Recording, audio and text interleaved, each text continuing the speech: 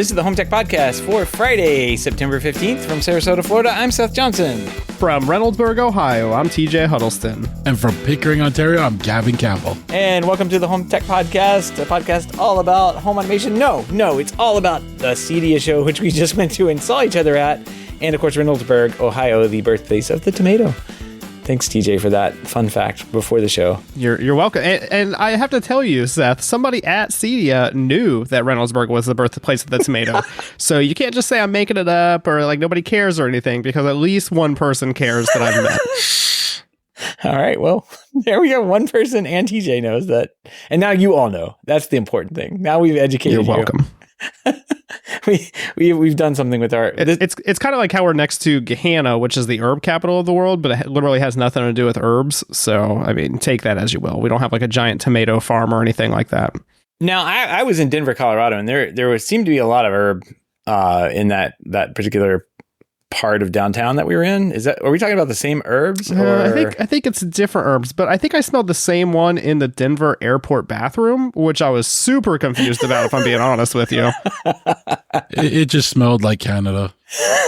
Ours has a smoky smell to it. But you guys have it good up there. You guys don't care as long as you can smoke the herbs wherever you can smoke cigarettes at. So pretty much, it makes sense that you run into it in Canada. It's not legal anywhere outdoors in America. So whenever you walk into it, you're like, oh, tell that to people who live in Denver. Because I don't think they cared about that particular point of the law. Like it was. Have you been to New York recently? No, I haven't. Oh, New York is the same way, but instead of just herbs, it smells like butt and herbs. So I got on the train because I love the train from the airport. It's such a fun little train, and I got on it. I'm like, it smells a little like the train ran over a skunk out here. And then I went down and I got into my hotel. And I'm like, that same skunk found its way into the elevator. Oh.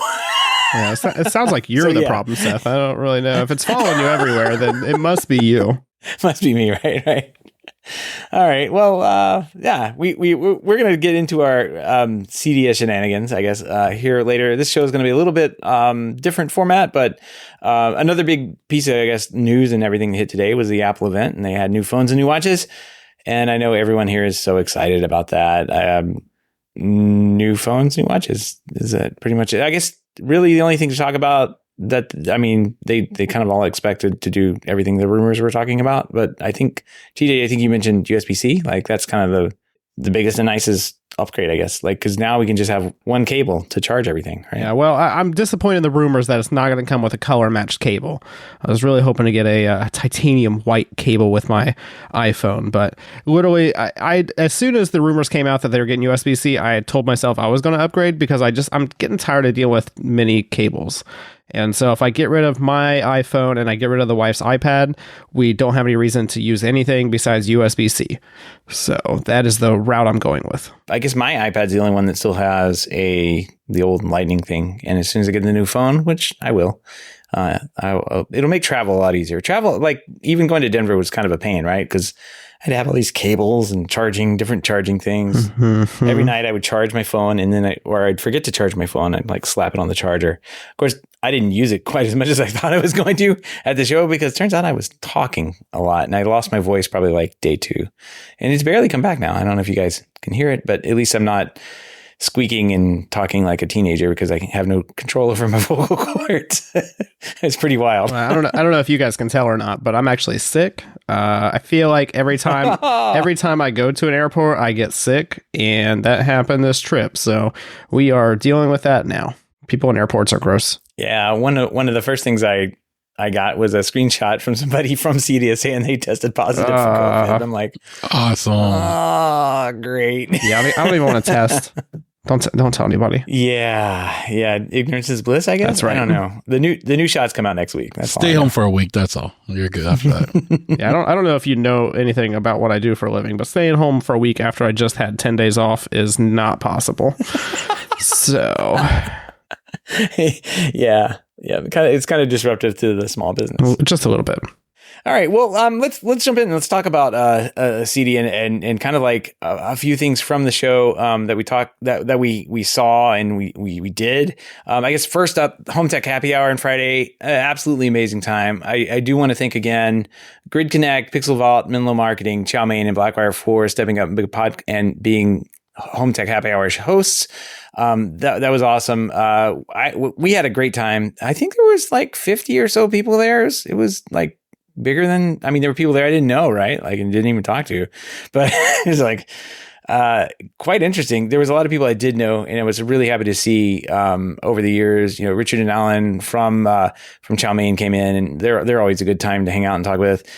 Jason Griffin, he was there. Did you guys see him? He was. It's like Home Tech legend, right? Yep. I saw him when he came in.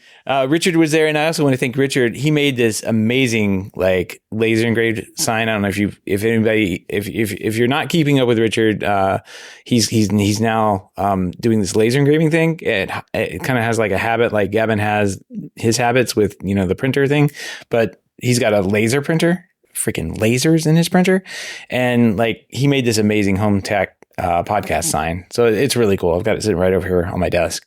So thank you, Richard. That was awesome. And James was there, like from the UK. Of course, he's a CEDIA board member, so we had CEDIA royalty there. Yeah. There was all sorts of celebrities. I'm telling you, it was a great time. Yeah, you had a good combination of people, a couple DIY people. I mean, Tokyo Jim was there. Yep. You had some reps for some big companies like Nice. Yep. And then everybody else kind of mixed in between. So I think it was a really good combination of people, and we all just had a good time. I think I was jumping around from table to table, kind of just trying to talk to everybody I could. But I literally could have sat at like one table and talked to like 2 or 3 people the whole night. So everybody just had good stuff. Yep. Got to shout out Keith too. Keith was there. He's a local guy. He came swung by, hung out with us. Yeah, I think he's a friend of Richard, right? Yep, he was there. He was there that night, fan of the show, and he came by the booth the next day. He got in. So it was good seeing him and chatted with him quite a bit about what he does. And very fun night. If you're missing out on the Home Tech Happy Hour, put it on your calendar for next year because we had a lot of fun. So it's gonna be in the same place or someplace similar. I don't know. Definitely the bar staff and everybody at the Rock Bottom Brewery is great to work with. And actually, good drinks and everything, good beers, good drinks, everything. So yeah. Yeah, that was a nice atmosphere. If you hung around to the end, you would have witnessed us getting kicked out because nobody seemed to want to leave.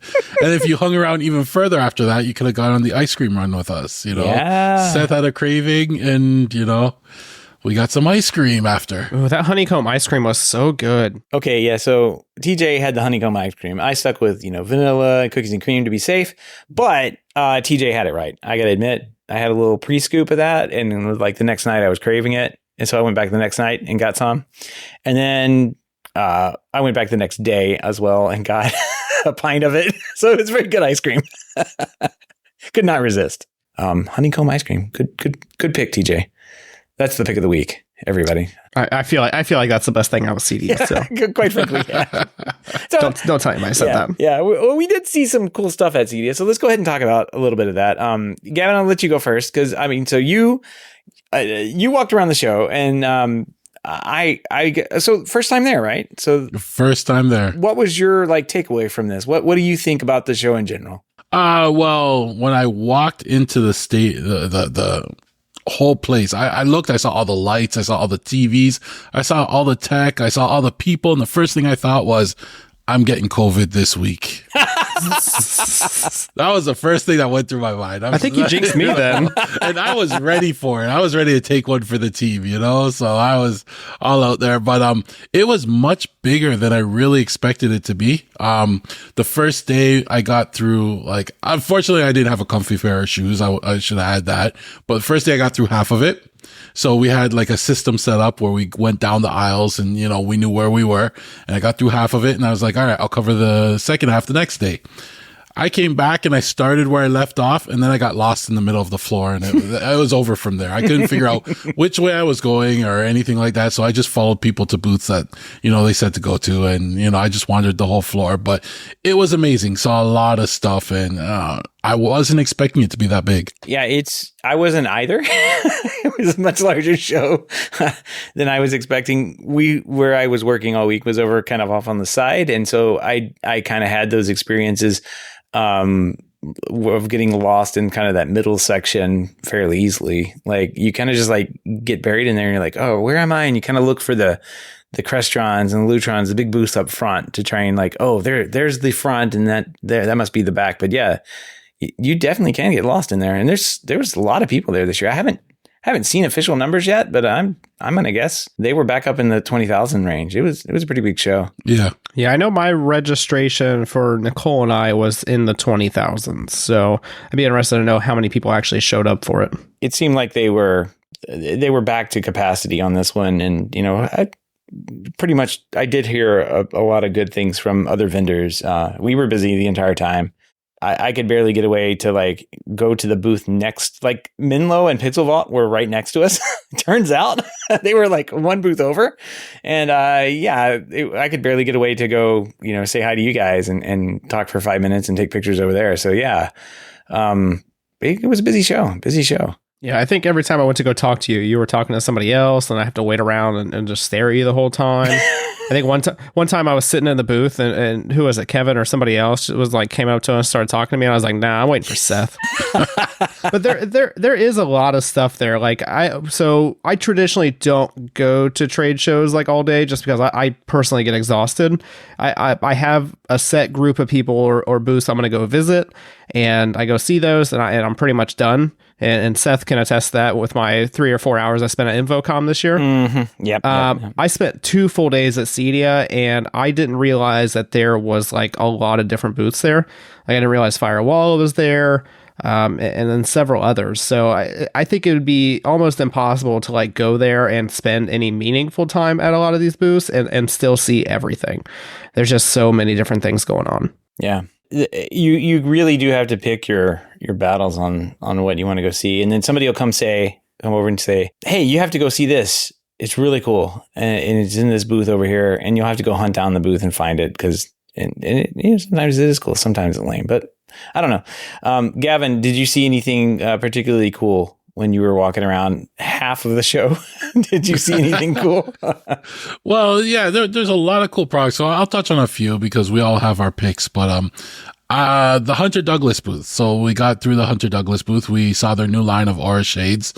Really cool. They have LEDs built into it. You kind of have to see it for yourself, but it kind of turns the shade into a light. And I actually showed all of you guys. I had to take you guys to see it.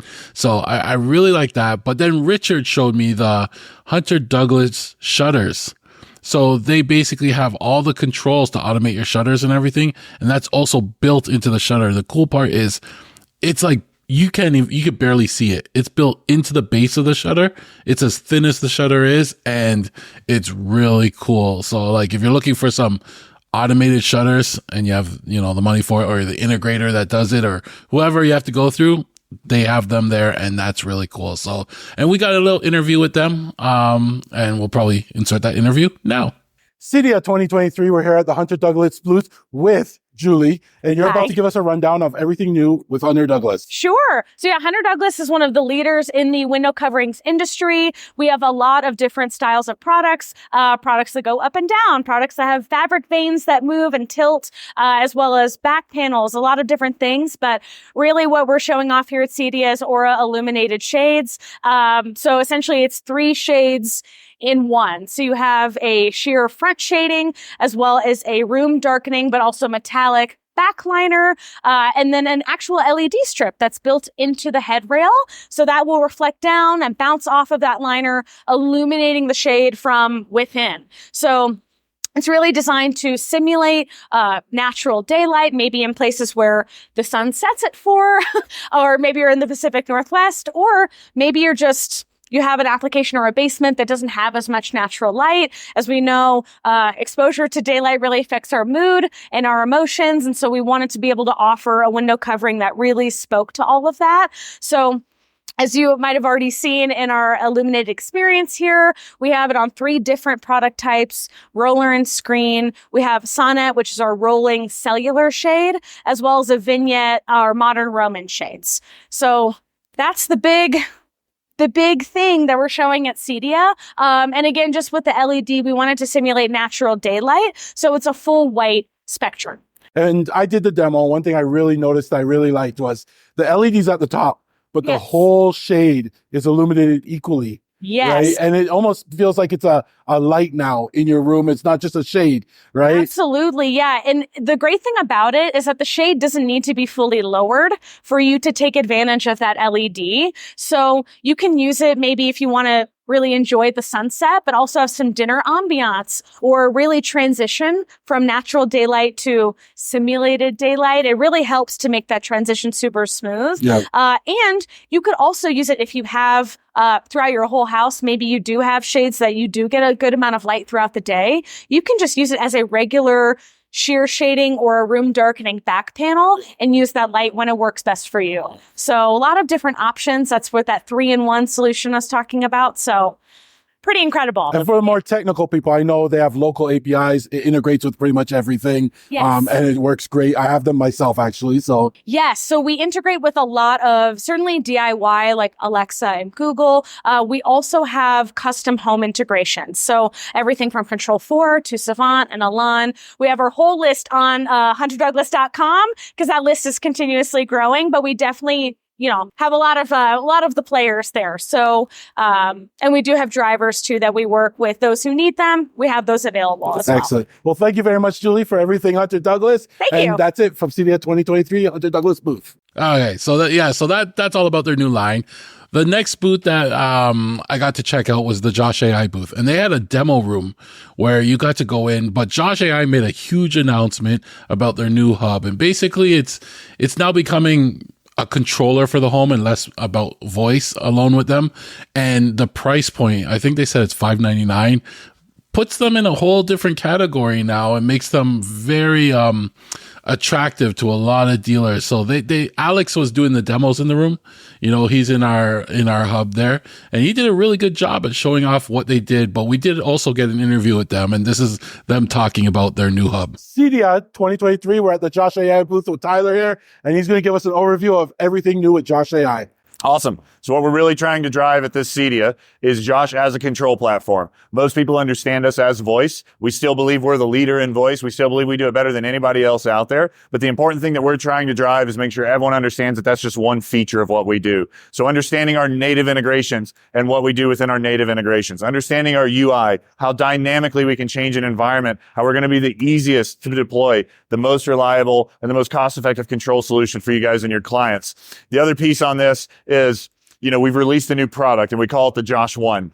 The reason we call this the Josh 1 is because we feel like Josh, whether you're doing production builds and MDUs or high-end custom homes, we believe that we should be the one interface for every one of your projects. The Josh 1 has an entry-level price point of $599, and our software price point is going down to $10 a month MSRP for this, right? Or if you're the type of dealer that prefers to just buy things once and not deal with a subscription, it's $17.99 for this. It'll control up to 100 devices, and it'll give you every single feature in Josh minus voice. If you want to add voice into your system, it's as simple as upgrading your subscription, and we give you that blue button on your app that allows you to have voice in your system. If you want to add microphones into the system, you can do that as well. So we're really dynamically adjusting our pricing model to fit more in line with what industry standards have been. We're becoming more accessible to different projects, opening up new markets, and making sure that everyone understands that we are more than just voice. You guys have a chance to see our demo after CEDIA, or if you hear anything about it, let us know. We'd love to fill you in on what it is that we're doing exactly, but we're really excited about what we're rolling out here. And one thing I want to stress is Josh is 100% local, except for, say, your chat GPT integration. So speech to text conversion is done in the cloud. So good question.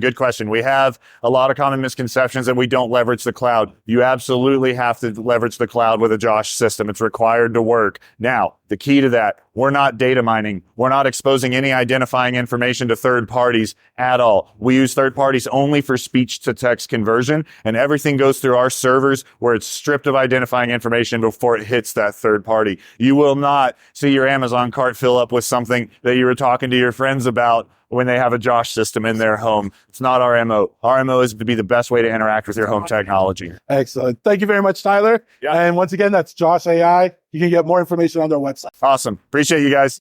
Yeah, and I, mentioned there in the interview that not only did they lower the price, or maybe, have a price, what was it, $5.99 of the new hub, like, and make it more approachable and that kind of thing.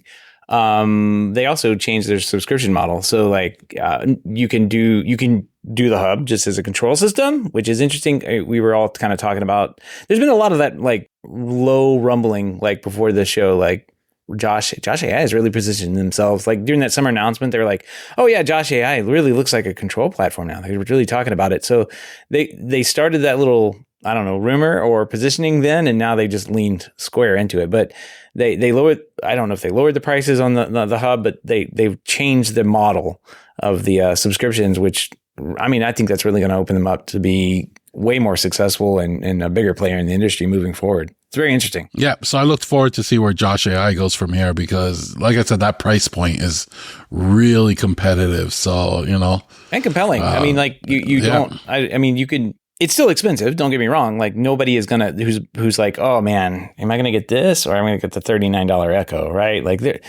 it's not really competing there. But if you want to have that type of control system with what they've done, it's not at a bad price now, I don't think. And I really like how they've integrated the whole open AI, the chat GPT in the back end. So basically, you do your voice control, it handles all that. But if you ask it stuff outside of what it does, it will actually pass it off to, chat GPT and answer those questions. So it will tell you more about the artist you're listening to or stuff like that. And that stuff was really cool. I saw a lot of people when the demo was happening nodding their head, and there were a few oohs and ahs, and I was like, it was impressive. So, I can't wait to see where they go next with this. More progress and everything from them. It's great. It's great. Yeah.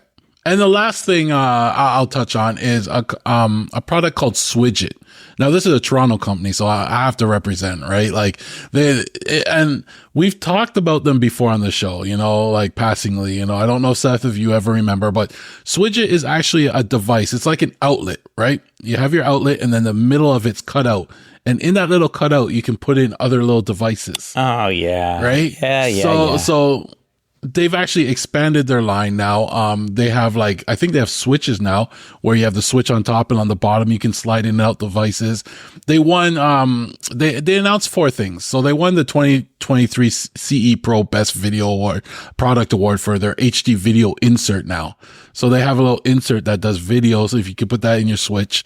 But they also had a few announcements, other than the new video insert. They also have Wi-Fi integration with Control 4 and Nice/Elon, right? So they just announced that. And they introduced a few Z-Wave inserts, all Z-Wave 800. So it has stuff like temp, humidity, motion sensing, or even air quality sensor that integrates with Panasonic equipment to, keep your house clean. So it's pretty cool what they're doing with that. I liked what I saw. They're not too expensive. I guess the outlet is probably about $100, and then you can buy the little inserts for a little cheaper, but it's. Well, yeah. They've got a Swidget, $149 for a Swidget Wi-Fi control and HD camera insert. So you can put a camera right. My Airbnb may be interested in this. Ooh. Exactly, and the camera, actually, if you put it in with a switch, it's not a bad location in the room. I just wouldn't see putting something like that in the outlet area, because that's too low at that point, right? Right. I mean, I guess, yeah. I mean, so anybody who didn't get that joke, yes, we did find 2 hidden cameras in the Airbnb. And why would you do that for people who are technology nerds coming in and actually who know all the products? I don't know, but they did. I think they were. Well, we all know why, Seth, because what business were you next to? That's true. It was that was the reason. It wasn't because you're a bunch of nerds coming for a convention. It was because of the business next door. The 3-story strip club, I think you're referring to. Yes. It's probably had something to do with it. But yeah, I do remember talking about these guys. They have a lot more modules, I think, than when we talked about them before. Like Wi-Fi temperature control sensors. A lot of these make sense. A lot of them don't make sense. The camera, I guess, unless you put the camera in a spot that made sense, or the outlet in the spot that makes sense. But some of these I think would work. Like the HDMI one makes a lot of sense, because you could put that with the outlet behind a TV and just pop the insert in if you need that there. There you go. Done. Nice, clean install. Yep. So I like that one. They did win that award over at CE Pro. So that's pretty cool. Yep. Those are just a few of the things I saw. Very cool. All right. Well, TJ, did you see anything cool at the show? All right. Well, I'm probably going to be the lamest one here because the coolest thing I saw at the show was Speaker Snap. Speaker Snap was, I've been using Speaker Snap for a little while now because I really like Wago connectors. Yes. And Wago connectors just make everything super easy. I use them for car audio and electric and all this stuff. Everything it's rated for. I'm not crazy over here. But ever since I started using Speaker Snap, I was like, they really need a Keystone version of this. And so I stopped by the booth and I was talking to the guy and he goes, oh, yeah, we have those right here. Go ahead and just take as many as you need. And I was like, yes, but they're also working on other Speaker Snap connectors. They have a Phoenix one, which they were showing off, but I don't think is for sale yet. But that'll be super interesting because Phoenix terminals or Phoenix connectors always have those really small screws. Mm-hmm. And I don't know if you've ever been in a situation, Seth, where you accidentally unscrew the screw too much and the screw falls out and then you have to find it or just replace it with another Phoenix connector. But this is just going to make life so much easier. Yeah. And I can't wait to buy them. I saw they were doing that and I went by their booth and I was like, hey, I need this for a bunch of other stuff. And he was like, hey, bring over the little green connectors that, and you have to give them to me because I need them. And he would take them and I'd never get them back. And I'm like, I don't think I can do that. Need them right now. Yeah. I don't really have permission to do that. But, it would be nice if I can get them for things like Yamaha amps and the MTX stuff. Oh, man. So nice. Yeah. It'd be awesome. And then the second nicest thing I saw is I'm going to tag on Gavin's here is the Josh.ai stuff. So I'm an Elan dealer, and if you work for NICE, you should probably just go ahead and cover your ears right now. But I think I like MSRP for an SC100 controller, and granted, it's got IR outputs and some other stuff in it, is $1,000. And so the $599 price point for the Josh.ai controller for 100 devices was super appealing to me. The only thing I don't like, but I completely understand, and I think I can sell it, is the yearly subscription for it. They significantly dropped the price on it. And so I think now it was $60 a year or $60 a month or something like that, $600 a year for it or something like that. So it's not completely terrible. It's well within reason. And especially if you're installing it in some nicer houses, which you probably are, then $60 a month is nothing to them. So that was well worth it to me. And I should have all my Josh.ai stuff next week. Wow. Now you're a dealer. Very cool. That was fast. Yeah. Well, I was really impressed with it. I've wanted to use Josh AI for a while, but I couldn't use it as just a voice platform. Yeah. Because it's not my market segment at the moment.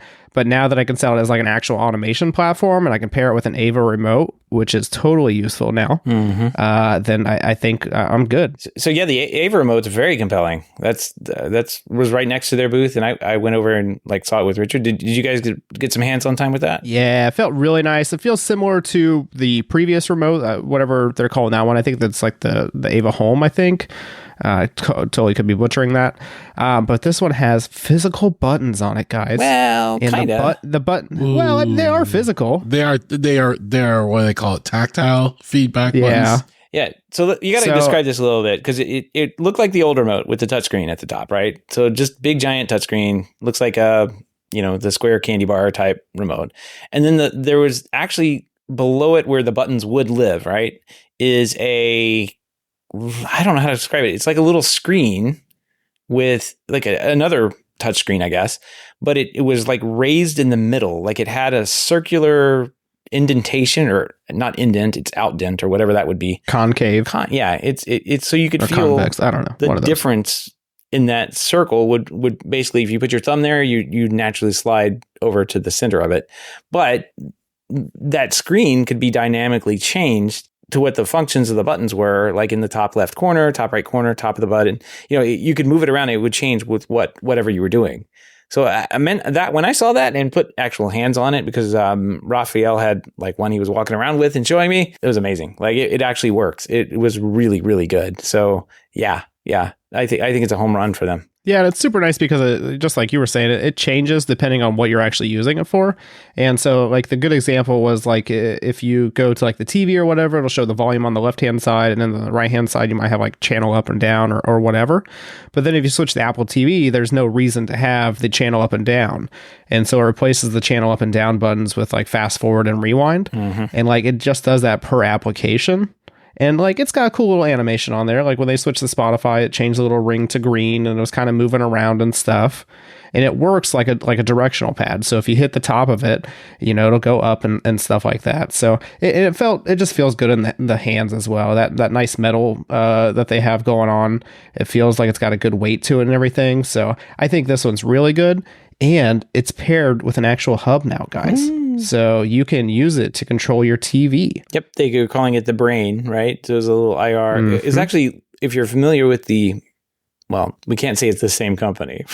We get sued by Control 4, but yeah, I was gonna say I don't want to get in this lawsuit. if you're familiar with the Kickstarter that Raphael did before, and there was a remote called the Neo remote, there was a little thing called the brain that was like the hub that accompanied it, and it kind of had a bunch of things built into it and IR emitters, right? Well, they've made one, and it looks like the same thing, but it's about, I don't know, half the size, maybe 3/4 the size, somewhere in between. But it's a lot smaller. Like if you pick it up and hold it in your hand, though, it's still as hefty as the old one was. Like there's a lot going on inside there, so it's very dense. I talked to him about kind of like, he's big on the manufacturing process types of things, and he was saying it's some of the most dense products ever made. Like you can't even, if there's a problem to solder anything on the boards, you can't. It's almost impossible to resolder anything. So it's like the lines, the trace lines, and everything are so small on the products they're making these days. This thing, it's almost like a cell phone. I mean, it's basically what it is, right? Cell phone technology going into remote. He's very proud of it. Very, very proud of what they've done. So it looks like an interesting remote. And for better or worse, it's not 3.5 millimeter for the IR. It's actually USB-C to like this really thin looking tape stuff. So like it's hard to imagine, but if you like take a piece of electrical tape and then you attach a USB-C cord to it, that's literally what it looks like. It's so thin, the actual IR emitter itself. It's crazy how thin it is. And so like I like that idea because it looks like it'd be easier to conceal on a device, and maybe you wouldn't have to hot glue it. Yeah, I tried taking a picture of it. My phone wouldn't focus on it because it was so small. So I had to like move my phone back and forth to try and catch it at the right moment where it was actually in focus. But yeah, it was very small. I think we have an interview with him. Should we drop it in right here? Right about now. All right, this is Ava Cinema Remote. It is one of 3 new products that we released this week. It is accompanied by another product called Ava Nano Brain. And both of those products run the third product, which is Ava OS. Ava OS gets us out of just the apps world that you know us from with the home remote, and it moves us into being able to do full orchestration in smart homes. Things like, I want to watch Apple TV. I need the AVR to turn on, the TV to turn on, it to wait a few seconds, it to switch over to HDMI 2, and then just allow me to navigate it. So we have all that kind of logic now built into 2 different devices, but this is the device everybody's talking about right now because it's got so much sizzle to it. If you notice, it's got this beautiful, beautiful dynamic keypad down here. And this is, you'll see that as I touch it, different parts of it light up. There is raised glass here, 3-dimensional glass, so your thumb sits beautifully right there. And this works as a D-pad when it needs to. And then all around here, it lights up different buttons.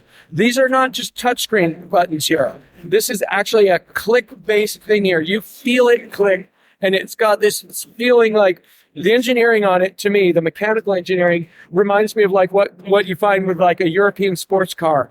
When you close the door, you have that just feeling of ka-chunk. And it's got that kind of just really nice, it confirms it. It's not obtrusive. It's not a loud click. It's just I know that I pressed the button and I can move on. Yes. So here's what happens, though. That's so awesome about this is if I start TV, Ava OS and all its logic is you're going to see it power through everything. I've got some timers that are really reduced for fast demo. If I go to TV right here, right down here, watch what happens on this lower screen. It lights up with all the buttons that you need. Channel up, channel down. I've got all my favorite channels right here. Volume, mute, menu button, and of course the D-pad navigation, and right front and center, if you're on a DVR system, is going to be your play pause. I've got, of course, buttons like all of the number buttons here. These are not the buttons you've memorized, so they can be a touchscreen button, but these are the buttons that you need muscle memory to. And so you have that now on remote control with this. But watch what happens now. I'm going to switch to Apple TV, and this is going to be hard for camera to see, but right here where the channel plus minus is, you're not going to Apple TV. It makes no sense to have plus minus. It makes a lot of sense to have skip forward, skip back. And so I get those controls right there. And so this adapts to what you're doing. One other example of this, it still runs native apps. It's still a Google certified device, just like the home remote is. So these two devices go complementary to each other. But now I can hit, let's go to Spotify, and there's Spotify. And we have right down here, all the controls with skip forward, skip back, just like, well, skip forward, skip back. I pointed to them in the wrong order, but you've got all of the controls right there that you want. With this, you've got, and I'm going to talk, since this is a podcast, I'm going to talk pure MSRP here. I'm not going to talk any further details on that. But with this, you've got a complete device. The OS runs on this device, and it can do all the orchestrations that I've talked about switching and everything else, all in one device, $12.99. Super premium device. Along with that, we also have one other device I mentioned, which is Ava Nano Brain. The brain is for when you have, so this has a big IR emitter back here. It's got a great line of sight. It also can do IP control, but sometimes you have an IR device that's in a back room and needs to be controlled. 360-degree IR clear plastic right here. Looks opaque, looks like extremely premium material, but this is one of the best IR emitters you'll ever see. Not only is the blaster excellent, but you have optional IR emitters that go onto USB ports here. And because it's USB powered, it can be an AC adapter, or it can be AC plus Ethernet adapter, or it can be Ethernet PoE adapter. And with power over Ethernet, now you have one cable that goes into this thing and does everything. You may notice the last feature I want to tell you about on this is that it has an HDMI connector. We're not doing some kind of on-screen display. This is a control path. CEC is a disregarded protocol in our industry by the big platforms. It's a super important protocol, and it was engineered well, but most platforms haven't caught up. If you look at all the big platforms out there, most dealers who install systems, most dealers turn off CEC on their systems because it gets in the way of all the other commands. We use it. That way, we don't have to do some kind of timer. If we can already tell that the TV is on, then when the TV is on, we don't do a timer to let the TV power on because we can detect that through CEC. Yes. We can know what the pathing is between devices and so on. So CEC is actually done right with the brain, and that's part of why this $400 device is additive to this $1,200 device for a complete system that has multiple control points, front room, back room. These two go together. It comes out to a $16.99 price point. Super premium device. I defy you to find something that is as joyful in the home as to see in the house. You know, most of the devices costing this amount. They're rubber buttons, they're plastic cases, and they feel overpriced when you see that you can have, you know, essentially this luxury vehicle right here compared to, you know, an old Edsel or something. Yeah.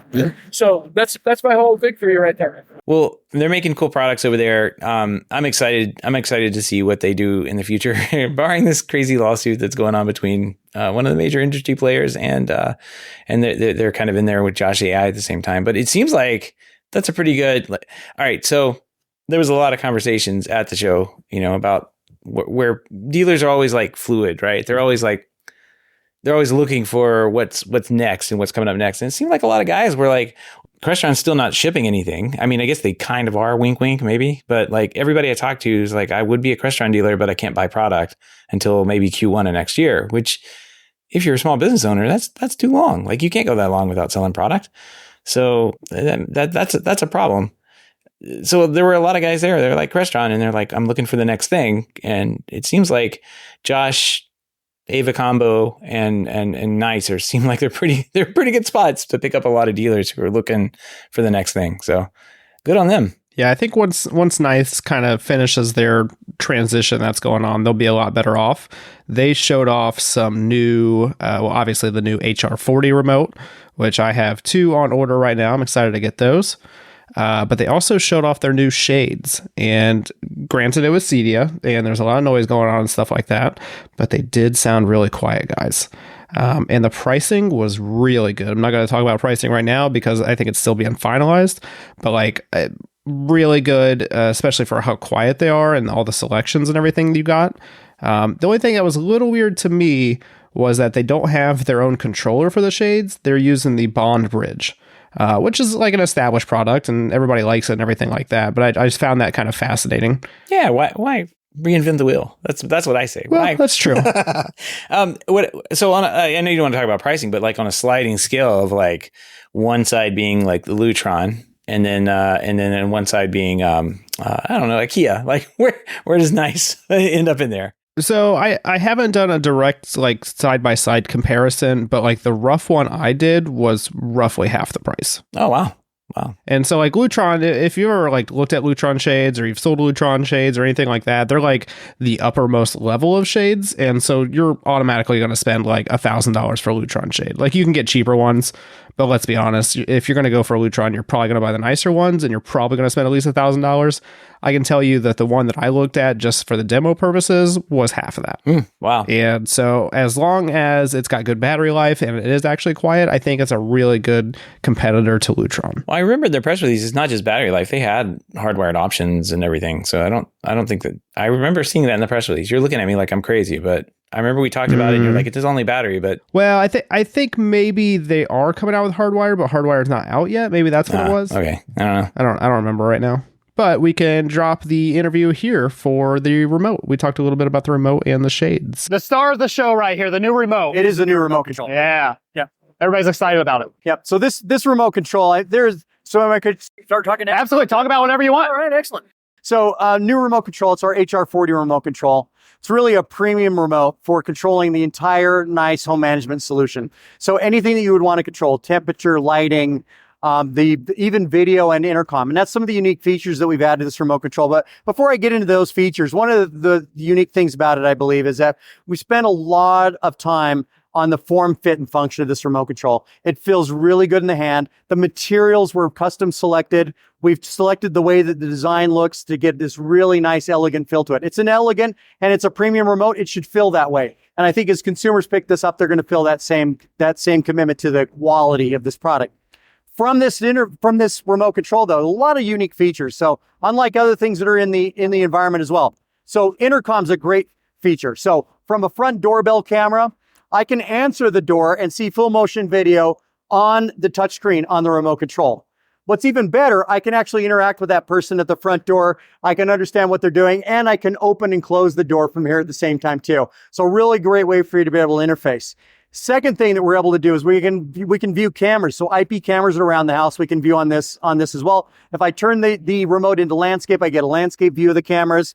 So really you could do pretty much anything that you could do from a touchscreen or even from a mobile device, you can do on the remote control here. Long battery life, IR blaster on it at the same time too, which really allows this ability for you to be able to have this whole home experience with the remote control at the same time too. We're really excited about it.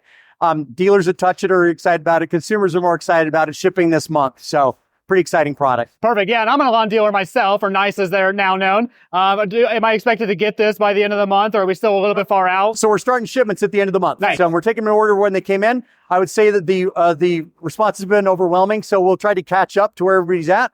Well, we've got orders coming and more orders coming in behind that. So you'll see the abundant supply here shortly, but we'll start shipping here this month. So nice. Yeah, and I feel a lot of remotes over my career, and it does feel like a really nice premium remote whenever you hold it. And so I'm excited to get it in my hands and start to actually use it. So I've been anxious to hear your feedback because once again, we spend a lot of time on that form, fit, and function. Yeah. It's a critical part of these consumers spend a lot of money on their solution. It needs to feel like they've spent a lot of money, that it's worth that money they've spent. So, these feel premium. So cool. Anything else you want to talk about? Any new stuff? Yeah, let's talk about some other new stuff. So we have our new small aperture speaker line here. So we're using the Heritage. Now, the rebrand that we've had, and that's maybe a good discussion point. So the formerly known as Elan, formerly known as Speakercraft, formerly known as Panamax, we've all combined under NICE. And that nice brand allows us a couple of different things. One, it's a really simple way for us to be able to communicate to consumers, right? That this is our value proposition, this is who we are, this is what we do. Second thing that we're able to do with that is to be able to make sure that all of our solutions work together in a cohesive fashion. And that's a big part of what we've been working on. But one of the things we've got would have been formerly a Speakercraft product is now our nice small aperture speakers, 4-inch round and or square format product. So it gives a really great way. We see a lot of the new homes that are going in today use smaller but more lighting throughout the house. This allows you to have this elegant look to the ceiling. We have an in-ceiling sub that goes along with it.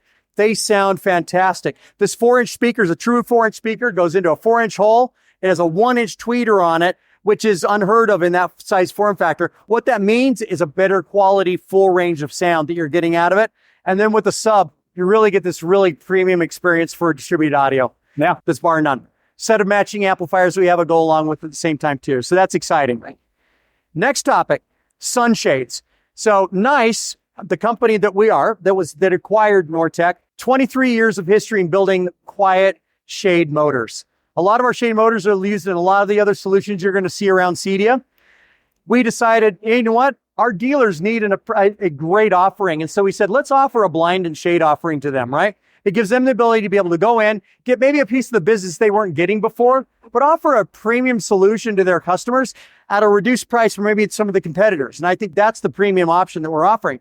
What we were able to do, though, is if an integrator has no experience with blinds and shades, they've never done it, they don't even know how to measure one, we have an online training they go through. It takes them all the way from square one, knowing nothing about shades, to a place where they could be comfortable ordering and installing a shade solution, an automated shade solution. We have a great online tool for ordering that prevents you from making mistakes.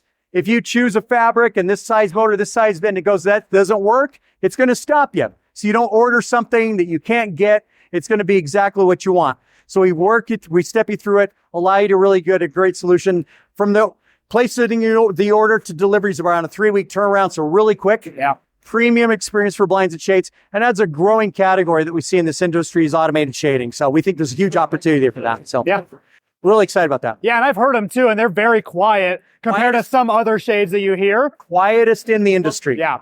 So that's a good, remarkable title to have when you look at some of the other competition as well. So that's very nice to have. That's important. If you're in a room with 10 blinds and you got them all going up and down, now you can't watch television because you got that loud buzzing sound or whatever that's going on. It gets very annoying. It is annoying. So cool. So those are pretty much the new things we've got going on at the show here. So, but other than the solution itself, which is fantastic, and if your listeners haven't paid attention to us before, if they go to niceforyou.com, they can see all about what we're doing here. So. Well, that was pretty much it. I think we're good. Awesome. Thank you very much. That was a great interview, TJ and Gavin. You guys are doing a good job on this. I didn't have to do any of this. I wouldn't have had a voice anyway. It was just like this gravelly talking sound that came out of my mouth. But I wouldn't have been able to do this at all. Great job. I'm pretty interested in see what they do with those shades, because I think that, there were a couple of shade companies there. I saw Colis was actually kind of over on if you're looking in the door, they were on the left-hand side, and they were an old fabric company, but it looked like they were showing off motors and controls. I really didn't have time to stop by their booth, but that was kind of like one of those brands of fabric that I used to remember buying and going through their books and everything. They had all the books and fabric samples set up there as well. So I thought that was interesting that they were actually at the show as like the fabric manufacturer. Looks like they're getting a little bit more. I haven't been in that game forever, so I don't know what they're up to, but it was interesting to see, let's just say. Another shade company that was there that I thought was interesting was Power Shades, and I've never heard of this company before, but they have PoE powered shades, which I think is fantastic because it really depends on which shades you're going to wire or you're going to actually install, because they all require some different kind of wiring, which I always find like infuriating. If you're going to go with Lutron, they require this one, but if you go with Hunter Douglas, they require this wire and blah, blah, blah, blah, blah. These ones are just PoE. So you just run a Cat 6 cable to the window and that's it. Yep. That is a great idea. Interesting. I'm going to have to look into this later. I haven't seen these, but I do love PoE. It's so easy. I wish everything was just PoE at this point. Yep. I mean, and you don't have to have. It's like the USB-C of the world. Right. And I mean, this is a data link, right? So you get control and everything through this as well. So that's kind of brilliant. I like it. Get a Cat 5 there. call it a day. And I don't know how they're doing it, but I imagine like even if you didn't have like a high powered PoE switch or something like that, you could build like a shade with like a capacitor or battery in it or something like that. And so that way, like it's not requiring the full, like whatever 96 watts or whatever that PoE actually does. And so I feel like there's a lot of potential there for other companies. Yeah, I don't know. I mean, you get PoE++, you get what? Is it 60 watts off that thing? So, you don't have to, like, you can get a PoE bridge that does that. So you don't have to have the PoE switch, right? Mm-hmm. But this company, Power Shades, I'm on their website now because, again, rabbit hole, but they have outdoor shading as well. So those are usually, sometimes those are AC. Yeah, those are AC powered motors, but at least you can get control into there. Well, and that makes sense because those are super heavy usually. So that was another thing I kind of noticed about this trade show is that there was a lot of outdoor shade solutions. Mm-hmm.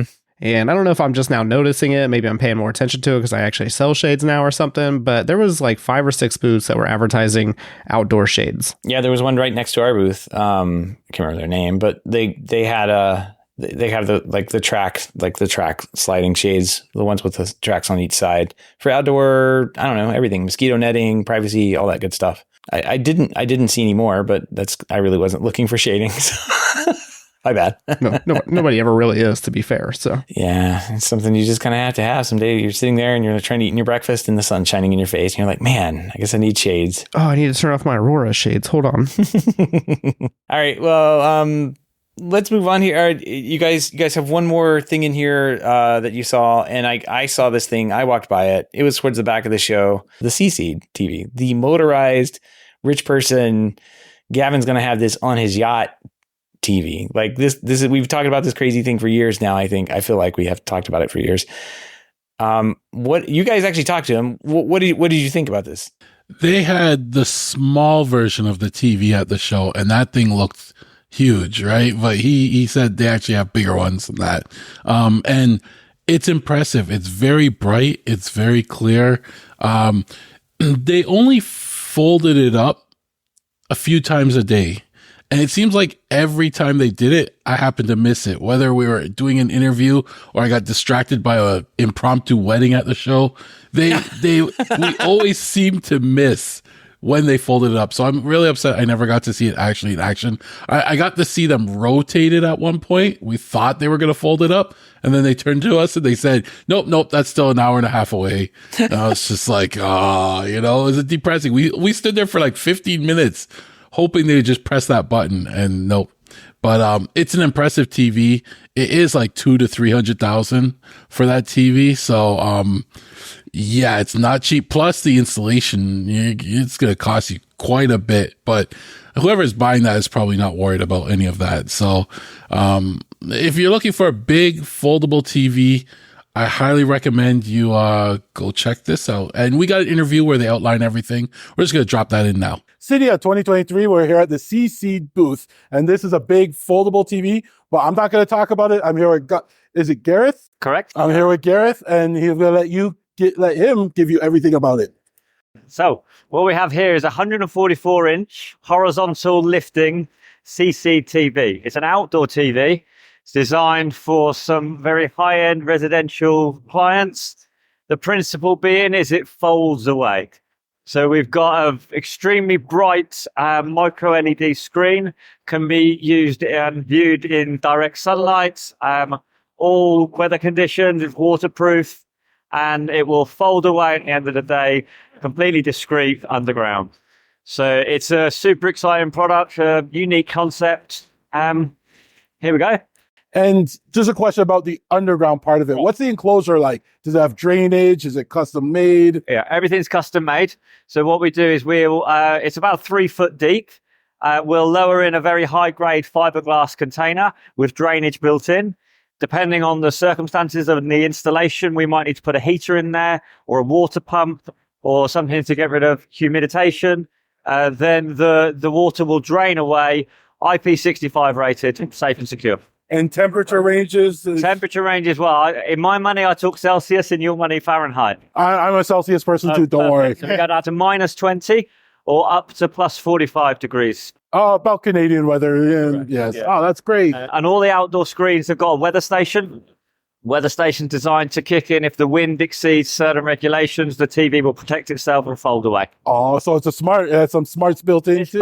cleverer than me. Awesome. And this is your 144 inch. You said there's a bigger. There's a bigger one, yeah. So we got the 201 inch. Yep. We can even do a 301 inch screen, which would be the world's biggest TV. I'll probably get 2 of those in the future. But for now, thank you. Just want to thank you very much, Gareth, for spending some time with us. And once again, CEDIA 2023, this is the CZ TV. One thing I guess I've seen on the pictures and whatever, I just didn't realize in real life what it would look like. Where they have like a built-in sound bar below it, like across the bottom where the speakers are. And that was actually, usually when I see that in the pictures, it doesn't equate to like how large it is. When I saw it there in person, I was like, oh yeah, this is an actual, like you can fit real speakers and this thing could actually sound pretty good. So they weren't playing that. They just had, the screen on. Not that you could hear it over all of the other booths doing their demos. I don't know, guys. If I'm sure you went back to your hotel room and just watched the Greatest Showman on Earth movie like over and over again. You guys love hearing that song. And there's a Lady Gaga song that they kept playing over and over and over again. Well, the booth next to us decided to play Jimmy Buffett songs for 3 days, and I was done with Jimmy Buffett after about 2 hours. And I was like, I didn't think he had that big of a collection, but he does. He's got quite a bit. So on the airplane over, when we're about to land in Denver, the flight attendant was trying to get us to do one of Jimmy Buffett's songs. And out of the whole, what is it, Boeing 737 or whatever, out of the whole people, all the people that were on there, I think 2 people participated. And she was like, yeah, great spirit, everyone. I'm like, yeah, nobody wants to do that. Oh, Southwest.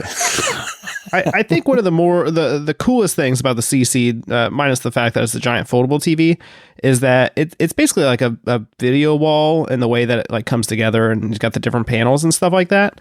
And one thing I've always disliked about video walls is that most of the time you can tell where like the different segments fit together and stuff like that. And so like, sometimes they're supposed to be high up and on buildings and whatever else, and you're probably not going to notice that much. But like we were right on top of the CC TV, and like you could barely tell, if at all, where the actual panels fit together at. And it wasn't like super dotty, like the LED dots that you get with a video wall sometimes. It was just, it looked very nice. Yeah. Especially, I mean, for the price, it has to be, obviously.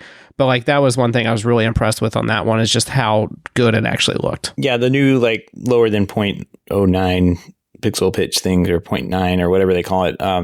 It really does get hard to tell. I mean, it's HDTV, and they have them, like, what's impressive about that one is that it can unfold, I guess, like, and fold up. And and I guess also that it's been calibrated, right? Because when you put those in, like, not all the time do the LEDs match up with the ones next to it. So sometimes you can look at it and go, well, that's definitely a panel, because that one's dimmer right there than that one. So, it did look like it was a really good job on the video wall, and it's interesting. It's a very, very cool engineering feat that they can fold up and stow it away in the ground. It's pretty cool. Pretty cool. And Seth, you can have it even down in Florida, because if it detects that it's too windy, it'll auto close itself. So you can go ahead and get one if you want. I know that was the problem for you. Oh, all right. Well, I guess I'll get one, and then if it's not too windy outside, I'll go watch it. I got to say, pretty jealous of that weather in Denver compared to what we live in here. It was warm there on certain days, and it was humid the last day I went because it was raining. But the weather was nice the entire time for the show. It was very nice. I did see a few other things, and I guess you guys saw it, but I got to give credit to where credit's due. And Shelly showed up to the show, and they've got the little $25, $30, $40 IoT devices, and they had a really interesting booth with just about, like, I think every one of their products on display, and maybe 2 or 3 guys there that could tell you about every single one of them. Man, every time they were kind of like catty corner from ours, like down the aisle a little bit, and every time I looked over, that booth was it was packed full of people going over and looking all the little, what I call problem solvers. And my favorite one is the RGBW2 little yellow one. And that can control RGB or, just single white strip lighting. But it's a really cool product. You guys got an interview with them, so let's drop that in here, and we'll come back after that. CEDIA 2023. We're here at the Shelly booth with Steven. He's going to give us a rundown of all the latest things going on with Shelly. You gave us an overview earlier. It was great. Just for our viewers, our listeners, let's just cover it again. Sure thing. So, Shelly, we're an IoT company. We focus on smart relays, switches, and sensors, hopefully making your whole home pretty smart and automated. Thankfully, we integrate with all of the different platforms and OSs, as well as having our own custom OS. What you guys might be familiar with is the Plus series that we have here lined up. So we've got our 1-channel relay, our 1 plus 1 PM, which does power monitoring in addition to the 1-channel. We have our 2 PM here for 2-channel. We have our i4, which is 4-switch input relay. Then we have a low voltage i4 DC, does up to 24 volt DC. And then on the side here, we have our dimmer 2 and our RGBW for your lighting, your LED strip. So what we just came out with last week for the Plus series is our minis. So these minis are rated at 8 amps as opposed to the 16 amp versions below here.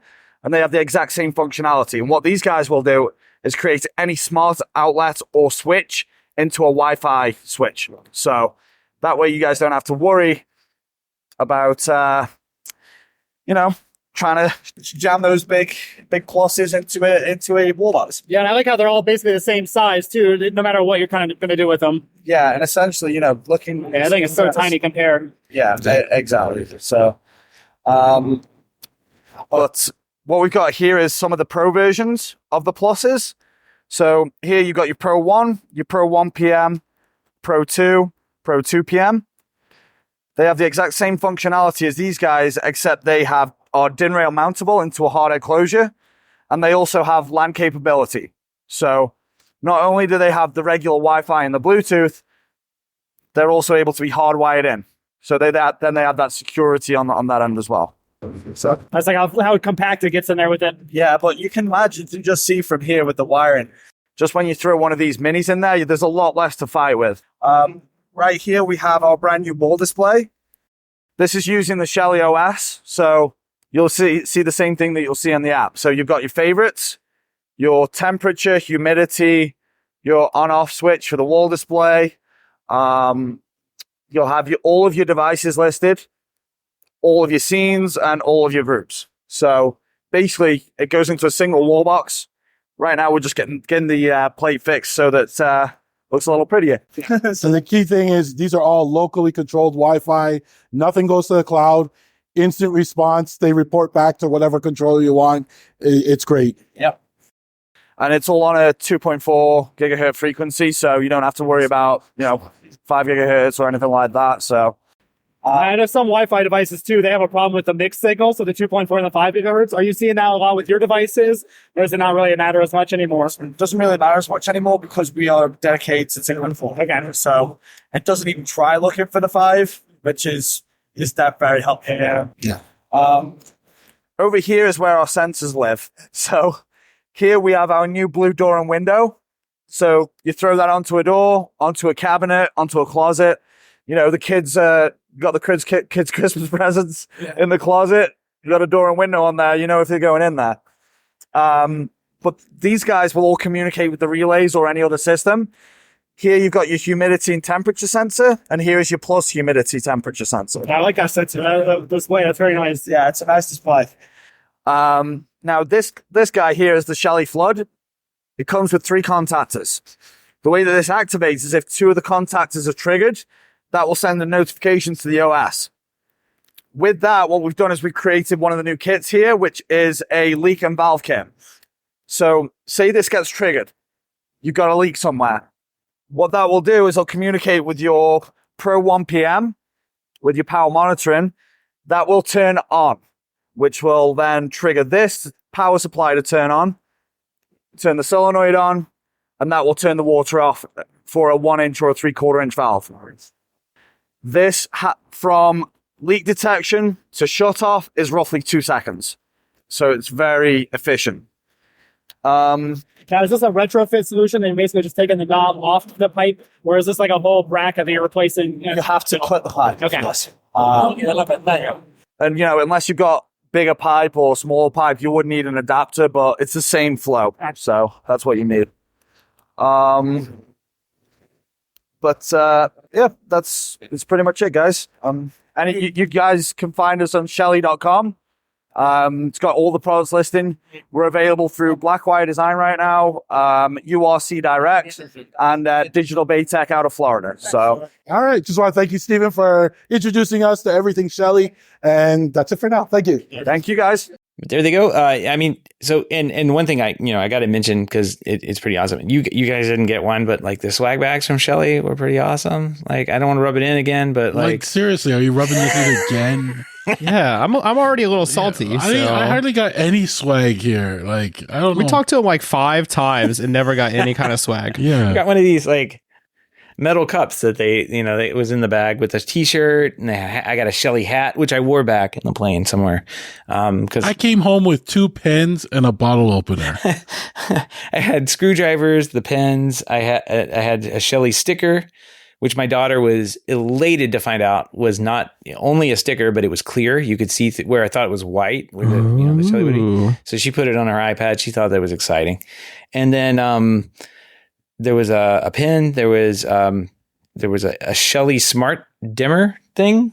I don't see it sitting here. I thought I had them sitting on my desk. I've already lost them. That's the problem. And then the little Shelly Wi-Fi Bluetooth smart plug. They little small one. They had those in there as well.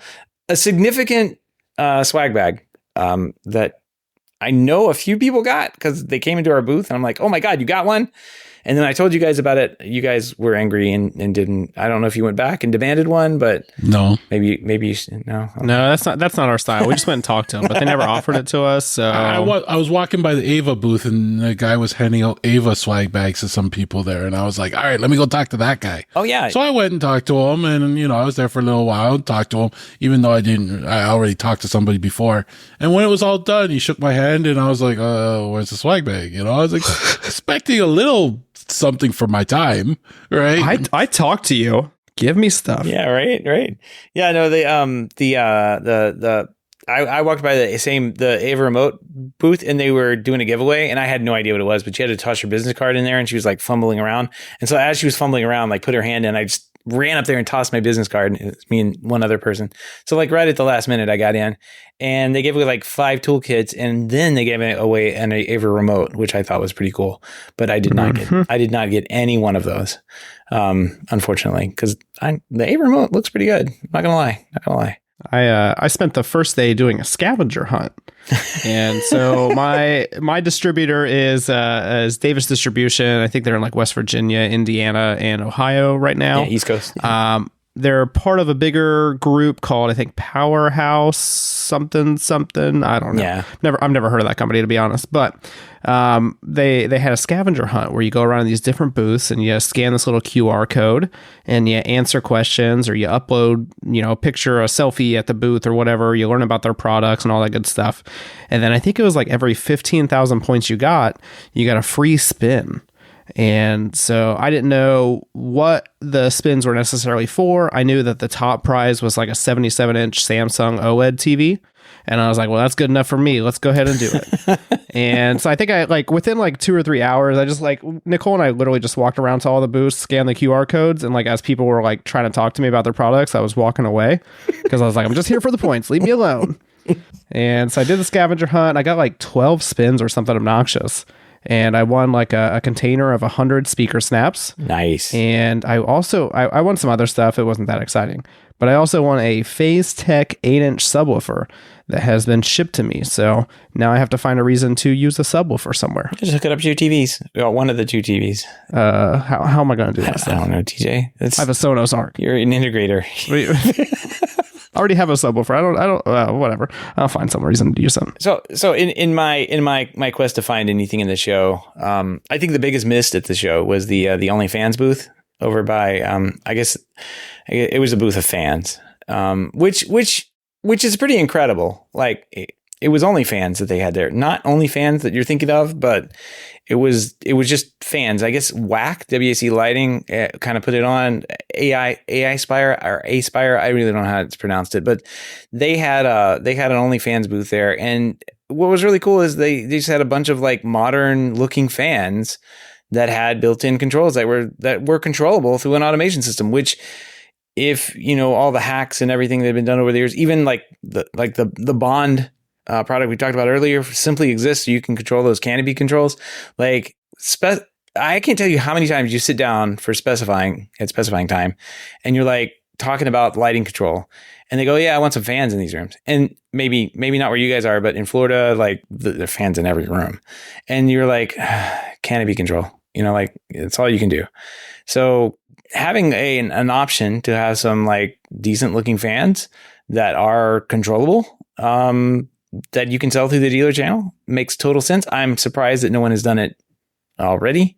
But good on Aspire Whack Lighting for getting on the ball there and identifying a pain point in the market and getting some product out. I thought it was pretty cool.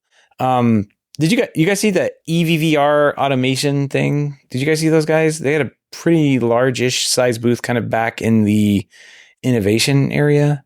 I forget what they call that. The launchpad area. I did not see them at the show, but I've definitely seen them in the past. They make some nice looking products. Yeah, I think we've talked about them once, or maybe mentioned them once on the show, and or when they had something come out. But it's basically a hub, and it's got like all sorts of devices that kind of integrate with it. One of the guys came by the booth and was telling me about it. They have like Zigbee. They have the Z-Wave, and I asked him which version of Z-Wave for you, Gavin. He was like, I don't know, the newest one. I was like 800, and he's like, yeah, that one. So, it could be 800. It could be something else. I could have made up any number, and he would probably said, yeah, that one. But they have they have a wall hub that builds in. I think this is what we saw them for. They came out with this hub that's like a wall plate type thing, and it's the only hub that fits in a wall plate thing. Yeah, it's like the Ubiquiti like in-wall access points or the TP-Link ones. It looks really nice, honestly. Yeah. And then they have a bigger one, and it's called the Ever Center, EVVR Center. And I was like, what is this? And he said, oh, that's if you want to do all sorts of, other stuff. And I was like, why does it have HDMI? And it's like, oh, it's got video input or output. It does all analytics and stuff on there. And I guess you could do like people counting and all sorts of crazy stuff like through RTSP in here. I don't know. It seemed like an interesting platform that I really haven't seen or looked at all. So maybe one of those to kind of keep an eye on, because I looked at the show floor next year and they've got a bigger booth. So it looks like they are interested in the marketplace and they're coming back. I don't know market segment they're targeting, whether it's like the builder market or anything like that, but I thought it was interesting. Yeah, I thought it was kind of interesting how many like DIY focused companies were there. And I know that's been like a thing in the past several CEDIAs at this point. But we saw a Yeelight there. We saw Ever. EasyLow was there, which I guess you could argue is a hybrid product.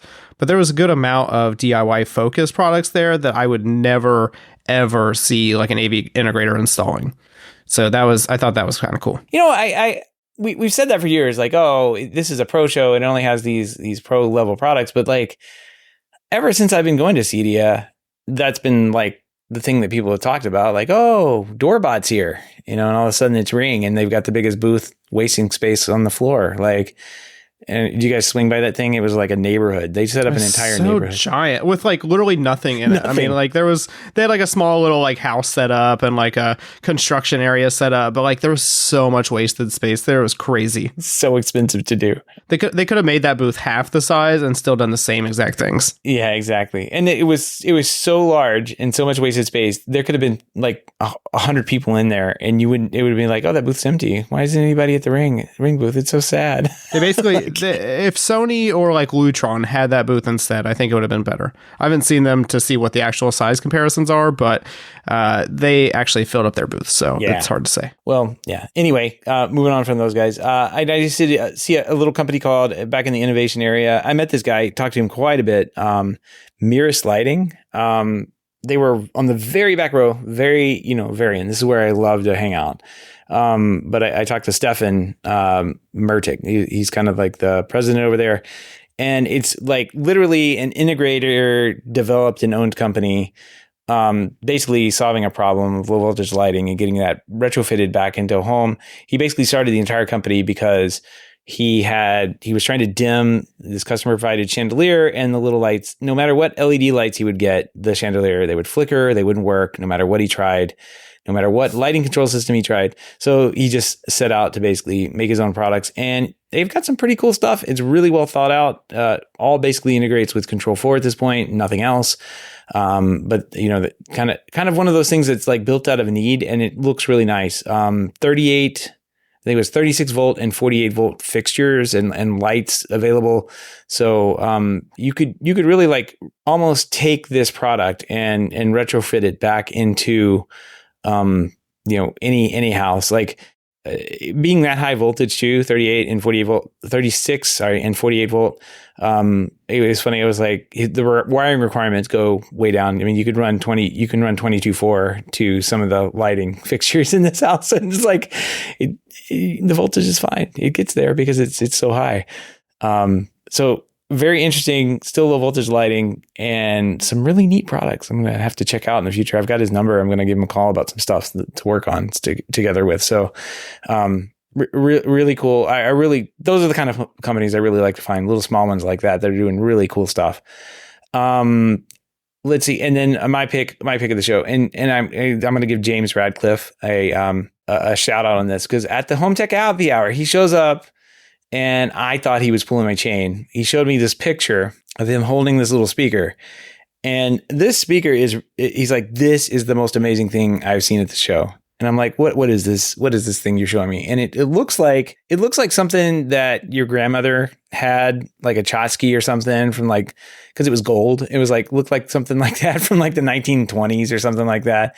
And it's like this, maybe a little tiny cigarette lighter for a dollhouse she had, because that's what they did back then. And I'm like, he's like, no, it's a speaker. It's got a 1/2-inch driver in it. And it's the most amazing sounding speaker. It just sounds great. Like, how does something like that smell great? You look at it and you think that's a tweeter. That can't so good. So he's like, you have to go to the KRA booth. They have a listening room there. Just hop in and take a listen. And he was telling me about a snake speaker that they had. I'm like, come on, dude. How much have you been drinking at this thing? Like, this is the HomeTech Happy Hour. And you're like, no, you're telling me about a snake speaker and telling me this little tiny, like, stamp size speaker sounds good. I don't believe you. I went there, guys. Unbelievable. Effing believable. Like, I am not ever impressed about speakers at all, ever, because speakers to me are just transducers and they just make noise. And I heard the same 6 songs played over and over again for the last 3 days. And these things were absolutely amazing. Given the size, like, they have a little bit bigger ones that you can get that have 4 of these little speakers, and they're about the size of a largish stick of gum. You could sell those and stick them on just about any wall.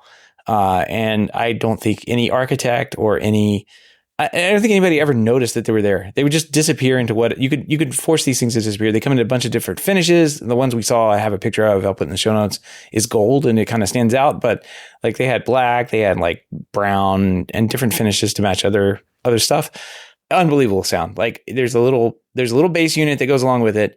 There's an amp, EQ amp, that combo thing that goes along with it as well.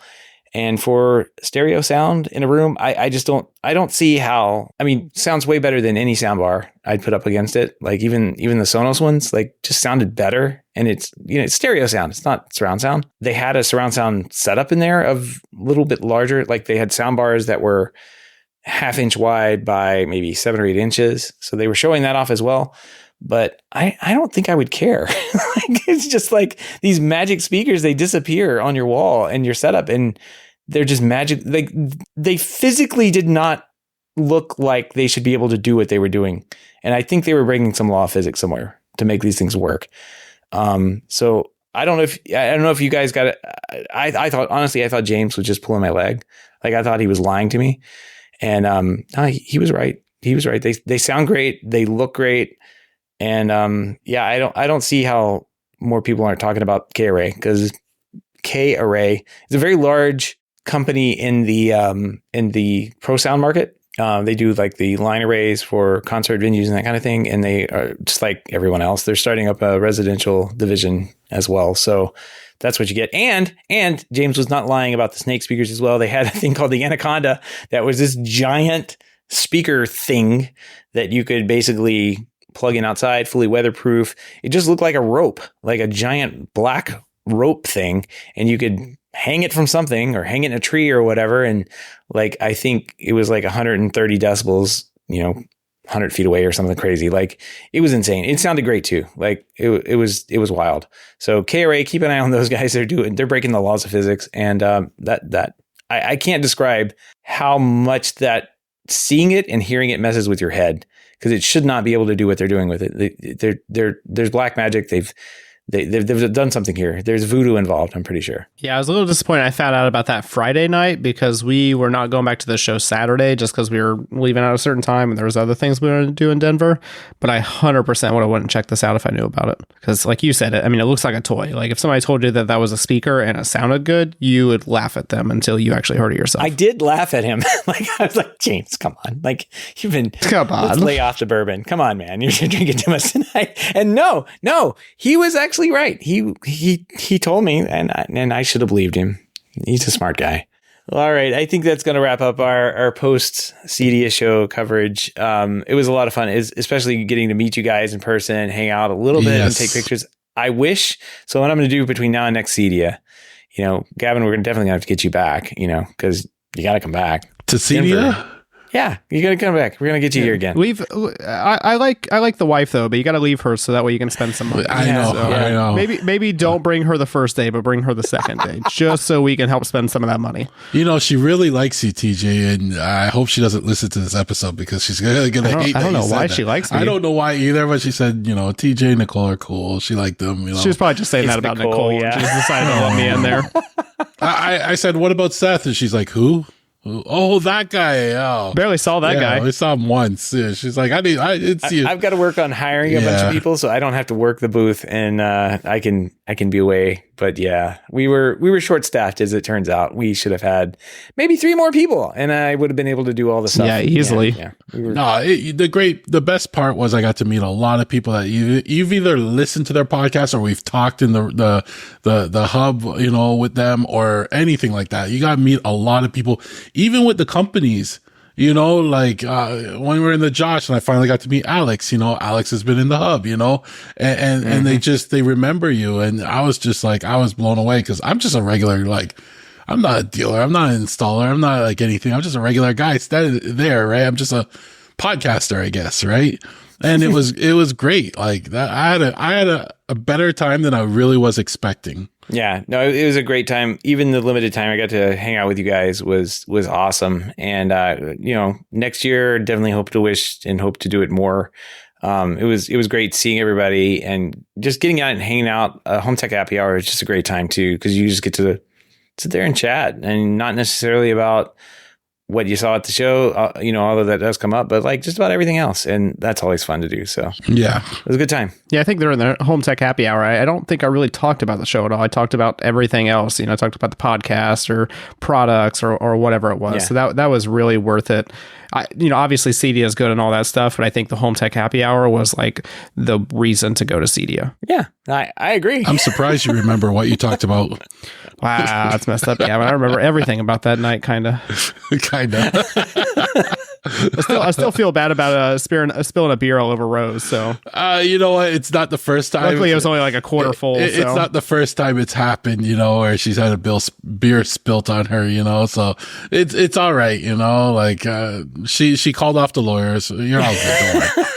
Oh, that's good. Well, and now she'll probably let you buy that robot vacuum or robot lawnmower. No, she said for you to make up for that, you'll have to buy it for me. Ah, that makes sense. Or get me some dealer costs or something like that. I was gonna say, what if I get you a good deal on some Josh AI, and that way you can make Josh AI work with Home Assistant, and that way I don't have to. Oh, there we go. Hey, Josh. Hey, Josh. R&D, Gavin. We need to get it working with Home Assistant. It'd be you're the voice for Gavin for sure. And they're gonna be like, what? What is Home Assistant? They're like, no. That's funny. Too good. Well, like I said, I was glad to meet up with everybody, especially glad to finally meet Gavin in person instead of over the phone. He's so tall, isn't he? He is. He looks really short in the videos and the pictures and stuff like that. But when he walked into the hotel, I was like, that guy's like almost 8 foot tall. What has he got going on that over there? tall. Adam Justice is tall, you know. Adam Justice. He is very tall. Yeah. First time I met him when I did his home theater, he like opened the door and I was like, what? I'm like looking up at him. Yeah, well, it was definitely good to meet and catch up with everybody. Like I said, I'm gonna have to hire more people so I can play more next year. So yeah, so you can hang out. Yeah, it was a bit much this year. I think everybody in our booth felt that. There was absolutely no downtime. And then when we didn't, we made the mistake of scheduling these manufacturer trainings where 3 people went to them in the peak hours of the show, and there was only myself and one other person covering the booth. It was not fun. Not fun at all. Oh, there's one thing I wanted to mention though. Both you and James won awards this year, right? Blackwire and HomePlay in CEDIA, right? What'd you win? Yeah, we won the best new product software for the CEDIA show, and it also got recognition in Resi Systems for it as well, and in their best of show. So we got 2 awards, I guess, technically. And I'm not sure what James got. I didn't hear about that one. Does a HomePlay get a best integration or best design? Something like that, you know. He was very happy about it though when I saw him. All right, I did think it was pretty funny that neither one of you actually went to the award show. So yeah. Whoops. Which I can't really say I blame you, but the problem is as of today, which is September 12th, the CEDIA has not posted any of that information onto their website. We still don't know what it is. So I guess Smart Home Awards, 2023 Smart Home Awards finalists for the EMEA region. Is he in there? I don't see. Yes, HomePlay is. No, I don't see it in there either. So I don't know. I am just as confused as you guys are now. So well, there were some awards, and you won one, and that was the big thing. Well, thank you. Yeah, we won that one. We didn't even know. I guess that's a big deal. We didn't know we were going to win it, but it was nice. It was nice, to get recognition. It's been 2 years of work on that single product, and I hope it showed. It's our black lighting design tool where you can design linear lighting and stuff. And we're just trying to make things easy. It's a tool. I like tools, like things that make jobs easier. We're gonna keep working on it. Keep it going. Now there's people using it. I'm gonna have to do a lot more work. So. Anyway, thanks everybody. Thank you guys for showing up and making CEDIA fun, because it was not fun. working let's see, Monday through Friday for 16 hours a day. It was not fun, but it was definitely fun to get to hang out and chat with you guys. So thanks for coming in, and thank you for doing the interviews that we heard during the show. There was no way I would have been able to get away to do anything fun like that. So awesome, you guys were able to step up and do that. Appreciate it. With that said, I think that's going to wrap up another week here on Home Tech. Everybody have a great weekend, and we will see you next week. Take care. Till next time.